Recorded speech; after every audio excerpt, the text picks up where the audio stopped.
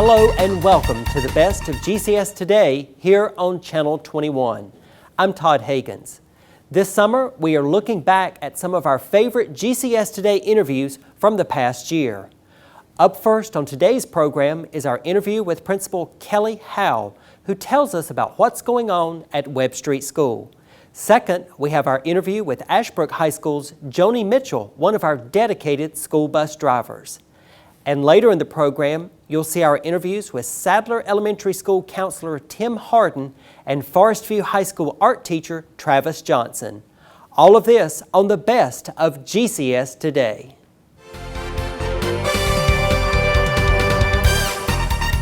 Joining me on GCS Today is Kelly Howe. She is the principal at Webb Street School. Welcome. We're so glad to have you with us. I'm glad to be here today.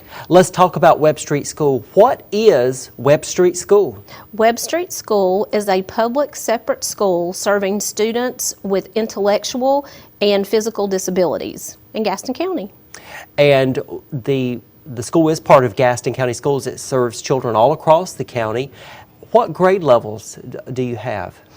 We are the only school that provides K-12 plus education for our students in Gaston County. That means that we have students in the age range of age 5 for kindergarten all the way up to the age of attainment, which is either 21 or 22 years old, depending on the child's birthday. So we are kindergarten through 12th grade plus. Okay, all right.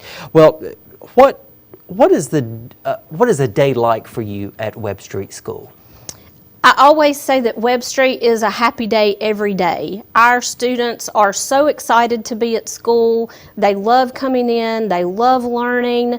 They do the typical reading, math, science, and social studies. And then on top of that, we have extra classes. We have art and music and PE as well. But then we have some classes that are tailored just specifically for Webb Street that our students participate in as well, such as site-based vocational training and community-based vocational training, where our older students go out in the community and get work skill training. Okay. Now, I know there are a number of programs that are going on right now at Webb Street.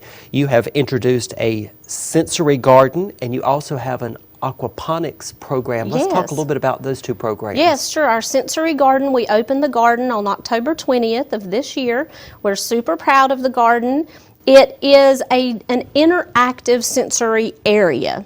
So children that have intellectual disabilities sometimes have sensory processing disorders, and this garden was made so that they could have a learning space that's outside and in the open air that really helps them with their 5 senses. So there are things out there to touch, to smell. We grow vegetables, cauliflower, right now kale, chard greens.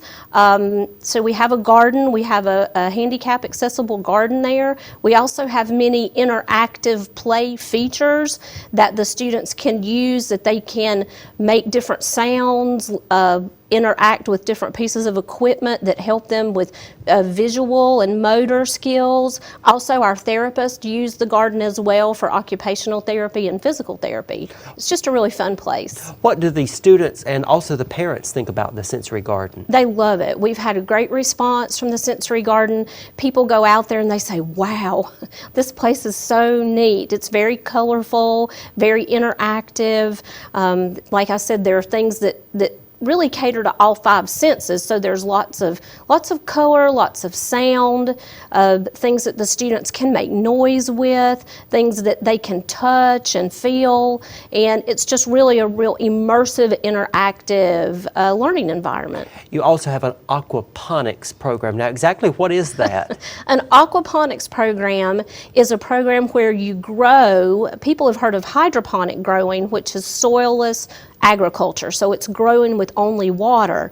Well, what's really exciting about our aquaponics program is that is the introduction of fish into the growing cycle. So we have an aquaponics based program in our greenhouse that we've just started, where we have tilapia that we grow, and they in turn fertilize our our hydroponic growing system that has various types of lettuce and greens and herbs. So it's an all captive system that basically fertilizes itself with the use of the fish. The kids are really excited about that. That sounds like a great program. Now, I also know that you have a pool there at Webb Street School, and I think that's probably unique to Gaston County. Yes, it is very unique. We have a pool. It's used for aquatic therapy. So all of our students have aquatic therapy at least once a week. So they all love going to the pool. Some of our students who have needs, their physical limitation needs, or some medical need that is assisted by being in water therapy, may get pool time more than just once a week, depending on their IEP. And I also know that you're in the process of trying to enhance the playground equipment that you have at Webb Street, and you've had some fundraisers to help with that project. Yes, yes. We are currently trying to raise funding to build an inclusive, accessible playground. So what that means is that any student, regardless of their mobility, whether they are wheelchair bound or just have braces on their legs or have mobility challenges, that the playground will be accessible to them, and once they are in the playground area, that it will be inclusive in the way that there will be activities, whether they are seated in a chair or whether they can have some mobility, that they will be able to participate in play with their peers who are mobile children. What do you love about your job being at Webb Street? What makes you want to get up every morning and go to school? The children there are remarkable. They overcome so many challenges, and with them, they're just happy because this is their life. They don't consider themselves having challenges in any way. So they are at school, they're happy, they're willing to learn. Our staff certainly is dedicated to the students. They want to be there and work with these unique individuals. And it's just a really great place. It's a real caring environment. It's a real team driven attitude, because I say it's all hands on deck all day long. So time goes by really fast. It seems like the school day's over just when it started. So I guess the positive atmosphere and the family type environment is what really makes being at Webb Street a joy for me. And you have a great staff as well at Webb Street. Yes, they are so dedicated. They're really great, really great. We have a great program at Webb Street School that serves a number of students, and I know that they love school, and their parents are so glad that they can be at Webb Street School, where they can receive the services and the resources and attention that they need. Yes, we have a really active PTO. Our PTO is sponsoring the second annual fashion show, the Art of Fashion Show. And that is a solely PTO-driven fundraiser, and again, those funds will go toward the building of the new playground. Kelly Howell, principal of Webb Street School, thanks so much for being with us on GCS Today. Yes, thank you for having me. Up next is our interview with one of our most dedicated school bus drivers. You are watching the best of GCS Today right here on Channel 21. And then from this angle, it all makes a star. I'm a teacher. Let me tell you what I make. I make learning a privilege, not a chore. Show up And frustration, a tool, not an obstacle. I make working hard seem easy, and giving up impossible. And then we're going to turn the lights and everybody look up. I make an old subject feel like a fresh thought. Find me one. What's your reaction? Yeah! Yeah, exactly. And unconventional methods Okay, what else? common. Little tadpoles, the frogs, the spiders, this is their world. There's nothing. And then they die. Go ahead, go, go, go. I'm a teacher. I make more.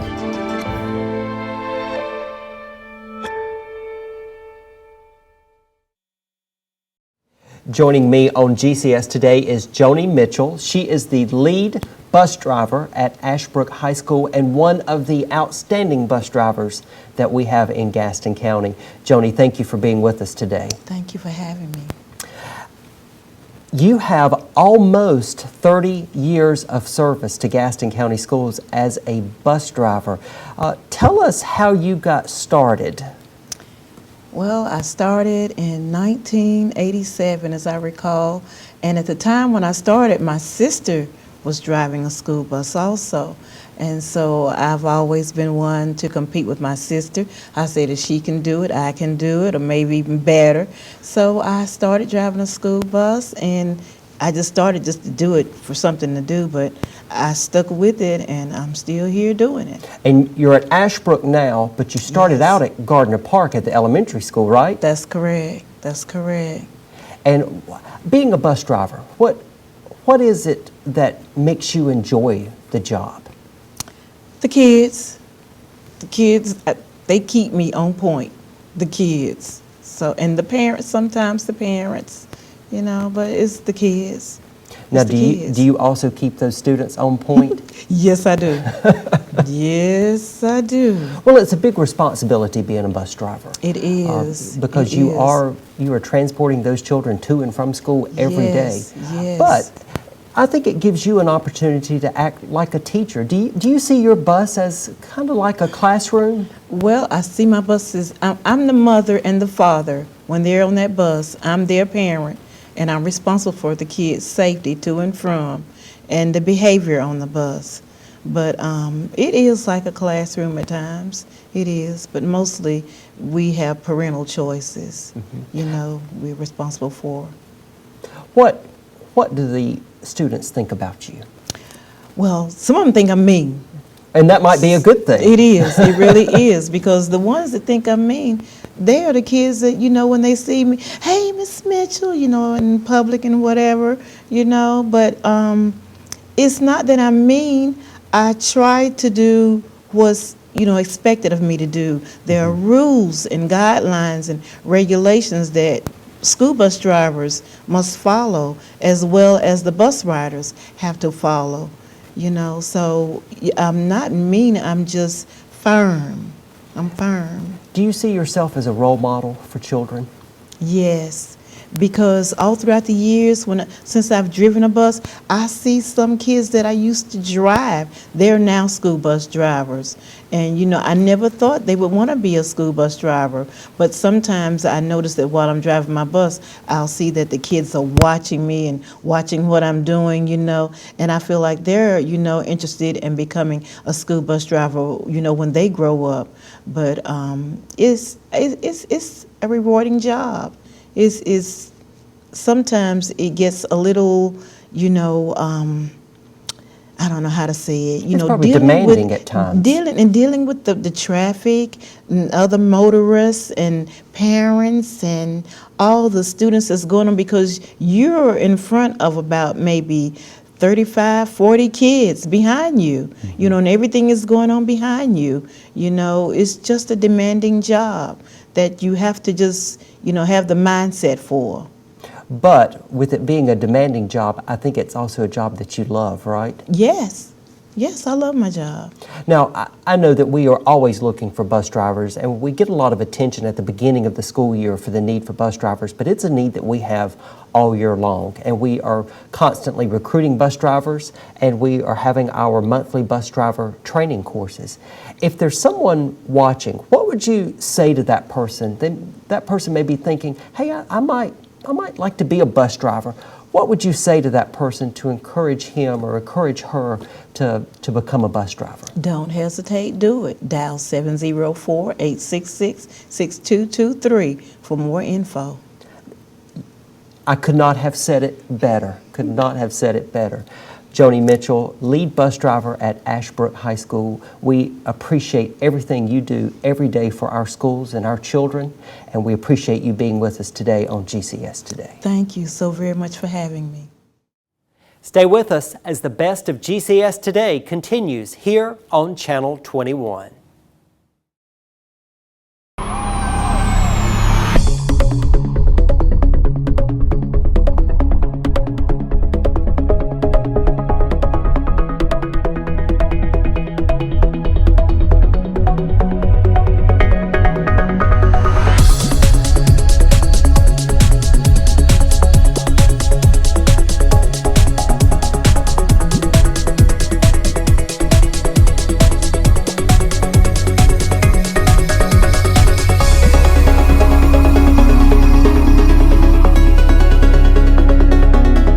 Hunter Career Academy, it's fantastic. It's like being part of a family. It's just a great place to be, just great. You need to check it out.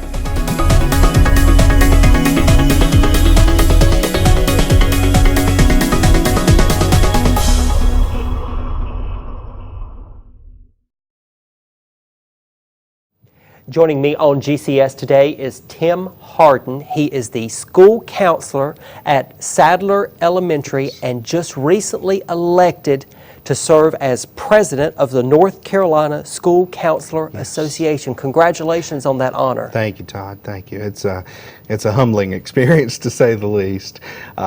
And as president of the association, I was elected in December, and will begin my term July 1, and it's a 3-year commitment. First year's president-elect, where I'll coordinate the Emerging Leaders Program for our state association. The second year is the presidential year, where my job will be to come up with the theme for our state conference and run that and make all that happen, serve on various committees. And then that third year is the past president year, where I'll coordinate other various initiatives that our association is involved in. So.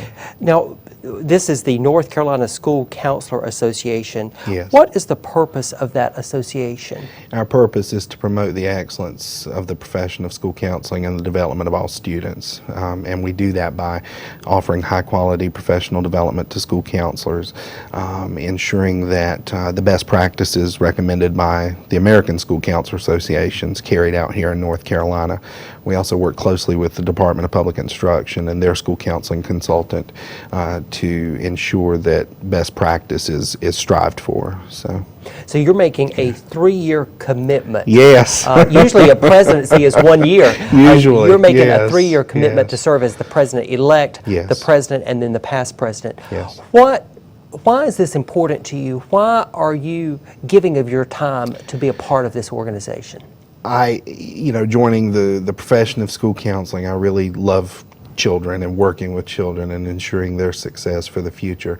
But then I discovered I love just as much, if not more sometimes, ensuring school counselors have the best resources and the best offerings for professional development at their disposal. And so I decided to get involved with the association to help with that, to push forward helping school counselors become better. So. Okay, as a school counselor, yes. What is your typical day like at Sadler? Maybe you don't have a typical day as a counselor. Tell us a little bit about what it means to be a school counselor. Right. We try to have typical days. We make lists and schedules, and a lot of times they're just pretty sitting on the desk and all. Most of my days start out with checking in with students that have had issues the previous day or the previous week or so, and just following up with students and teachers. I help with morning announcements, things like that. Then I get my day started really going, and may check in with some students who've been referred to me for various things. May run a small group or two during lunch. We try not to take students out of class at Sadler. And so about once a month we'll try to do classroom sessions, presentations relating to character ed or a teacher request.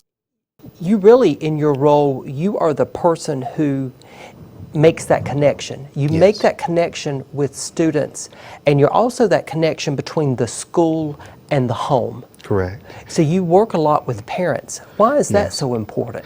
It's important because a lot of times parents may not feel like they can go to the teacher about certain issues, or they don't know who to go to. And so a lot of times those parents end up in my office on my phone or my email, and so we'll make that connection. And so I try to be that healthy point of contact with the school and the parent to ensure success for their child. Being a school counselor is, I would think it would be a fun job at times. It can be a challenging job. Sure. It could be a difficult job at Yes, times with yes. the various things that come your way. Yes. What about the job makes it the great job for you? it's hard at times, but the best part, even in the most challenging of days, is seeing that student have success, even if it's just so minor. Even if it's just them walking to class someday, seeing that success that they had when they didn't want to walk to class the day before, the week before. And sometimes we may not see the success from that student for years, but knowing that I've hopefully had an impact on that student in their life in a positive way, and just being that voice for kids who don't have a voice sometimes, that's the best part of the job for me. So. Now, you will continue your work at Sadler while serving as president of the state association. Yes, it's a completely volunteer position. That's really how I recharge, is going and working with the association, and then yes, the full-time role with Sadler comes first, of course, but. Well, Tim, we appreciate everything you do at Sadler Elementary School, and we also appreciate everything that our counselors do in all 54 of our schools, because like I said, it is a difficult job, but it is it's a great job for people to have as a school counselor. And congratulations on your election as the president of the North Carolina School Counselor Association. Tim Harden from Sadler Elementary School, thank you for being with us on GCS Today. Thank you, Todd. Coming up, we have our interview with Forest View art teacher Travis Johnson, and we meet two of his incredibly talented students. We'll be right back. Hey, you. Yeah, you. Getting that college education. What are you gonna do? Graduate and take some office job? Be like everybody else? Or will you dare do something different? Like, be a teacher. You could be my teacher. You got the skills. The smarts? Yes, you. You could be the teacher I never forget. That'd be cool. Does that corporate job even have recess? What are you gonna make of yourself? What are you gonna make of me?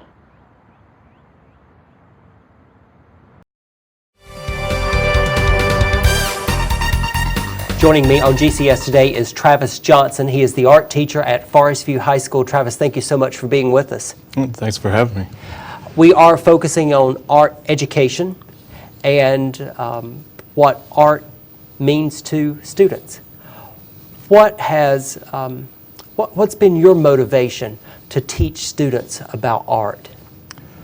Getting into art, my real focus was kind of bringing that passion that I had and conveying that through what I loved, which was making and that idea of creation. And so for me, getting into education, especially teaching art, it was this idea that somehow I could take that passion of being able to have nothing, a blank sheet of paper, and then just through sheer will and creativity bring something to life that had worth and value. And we hear a lot about the arts in school, and we hear some debate about whether art should be or should not be in school. Why do you feel like it's an important part of the overall academic program? There are actually a couple of reasons for that. One, I feel like art is kind of an umbrella topic and subject area in the sense that we can pull subjects and topics from any of the other curricula. We can look at art history and see how history is changing through time. We can look at science. We can look at cultures and see how those cultural influences are reflected through art. And also in the sense of kind of where art kind of lives. And it lives in this realm of critical thinking and problem solving. And so a lot of time we are spending analyzing artwork and evaluating artwork. How did they make it? How did they get their idea across?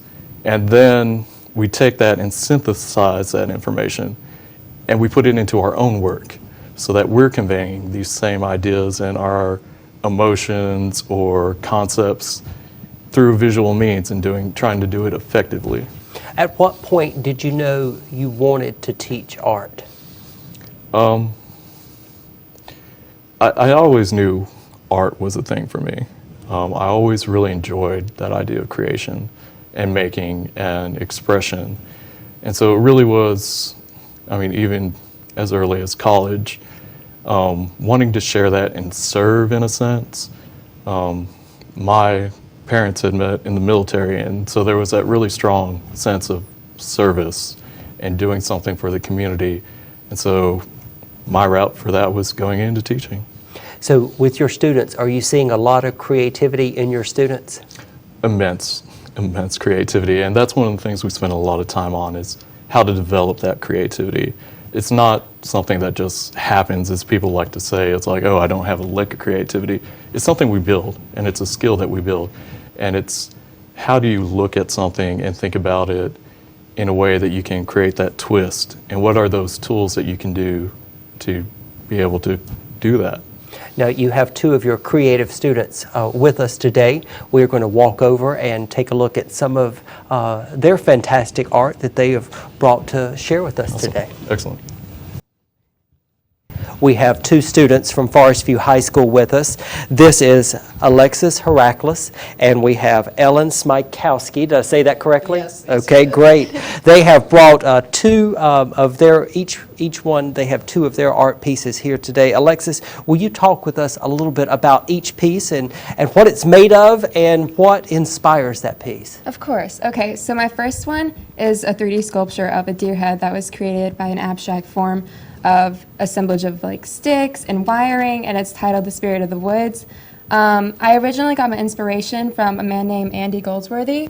He is a common artist, and he's amazing when it comes to expression through natural materials and all that stuff. And so I got my inspiration from that, and then I just kind of moved forward into my concentration, which is natural things and animals, and that's how I formed this.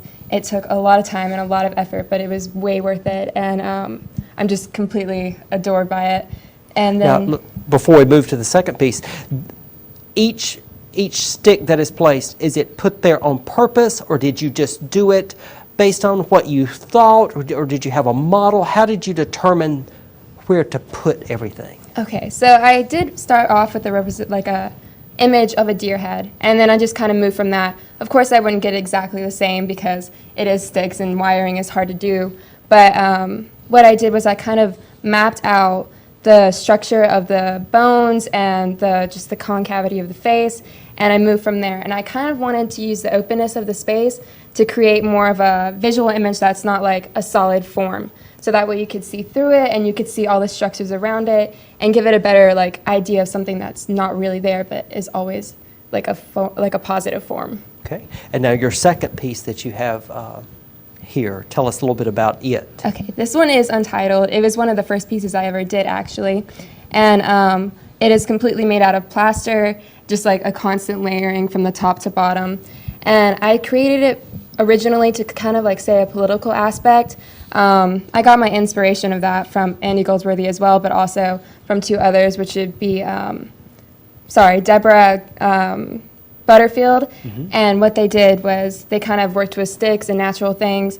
And I just wanted it to kind of represent how our society is ever changing and ever growing. And from here on, our nature is kind of incorporated into our industrialized society. So as you can see, it's growing out of what looks like concrete.